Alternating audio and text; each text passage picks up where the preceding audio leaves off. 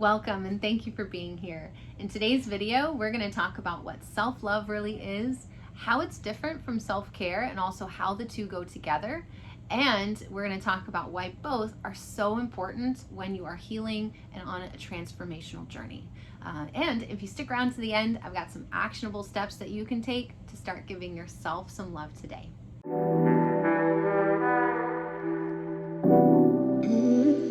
So, what is self-love? Ultimately, it's showing up for yourself. It's giving yourself the love and support that you deserve. It's setting healthy boundaries. It's making sure that you are being kind to yourself, both in your language and your actions, and that if you are making mistakes, that you're learning from them rather than just beating yourself up and perpetuating that unhealthy cycle. When we think about self-love, oftentimes there's a little bit of guilt that gets attached to it. More often than not, we have experienced some form of being shamed for practicing self-love, whether it was on a conscious or subconscious level from the people that we care about. It's there and it creates a block. I've spoken with so many people that have that same kind of block in regards to being able to show up for themselves, and it often stems from feeling unworthy or thinking that you have to prioritize everyone else, and that's how you're going to get the love that you deserve. And that's the reality of it, is just about as opposite as possible. Without knowing how to love ourselves, we truly cannot love anyone else in the way that they deserve, because we are not giving ourselves the love that we deserve. And that's where it starts. Growth always comes from within, and once we have reached a good place within ourselves, that's when we're able to really take that love and spread it and share it into the world in an uplifting, a wonderful way. So keep that in mind. Now, what is different about self-love and self-care? With self-care, you kind of have to go back to the basics. Listening to your body. Taking a few minutes to stretch a couple of times a day, for example, is a great way to practice self-care. Taking breaks if you sit at a desk all day long. Putting the phone down so that you detach from that screen and involve yourself in something such as a walk at the park. These are ways that we can practice self-care and uplift our inner self to allow self-love to really blossom in a healthy and constructive way for long-lasting change. So that is really kind of how they go together. You have that actionable step that can be taken to support that overarching concept that you deserve love and you deserve time to take for yourself. Now, what are some actionable steps that you can take to make sure that self-love is a part of your daily practice? I encourage mindfulness so much. And what is mindfulness? It's being present in the moment and aware of the thoughts and feelings as they occur.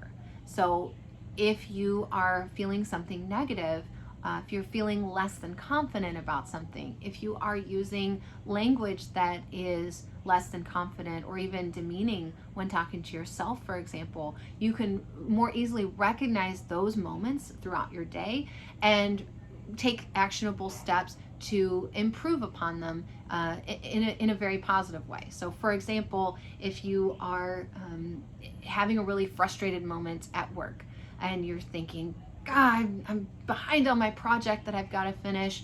Why would I do this to myself?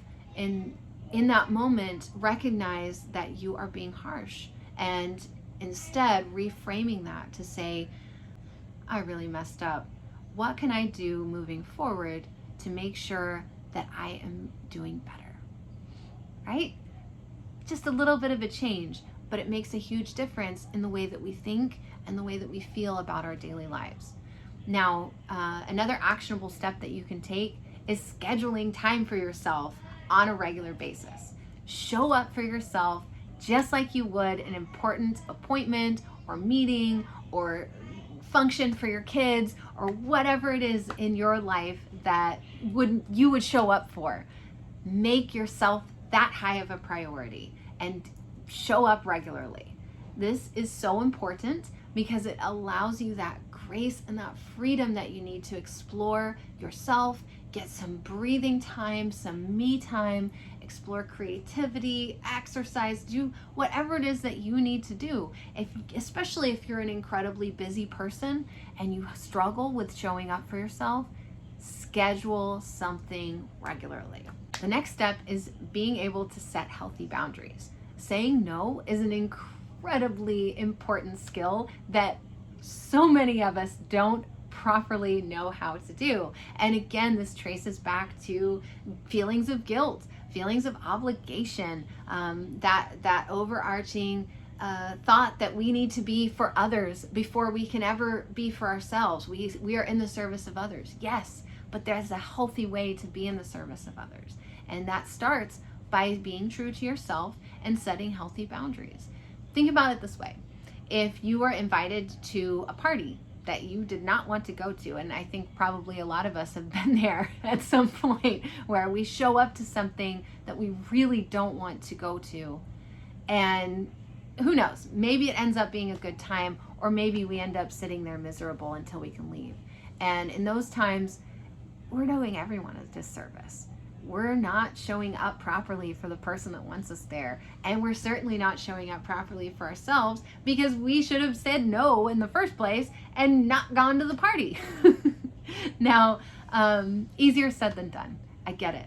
But the more we can practice saying no and being okay with it, accepting that if this pisses somebody off, that's on them, the more comfortable we're going to get and the more confident we're going to get in the process. So practice saying no, set healthy boundaries, listen to your instincts, your gut, your mind, whatever you want to say, your heart, but set those boundaries. Do it for yourself. And the last step that I have for you guys today is journaling. This is a huge one, and I recognize that it's not for everyone, but if you see any potential benefit in journaling your thoughts and feelings, I highly encourage you to give it a try. When we write, it allows us to explore things that maybe would not be explored otherwise.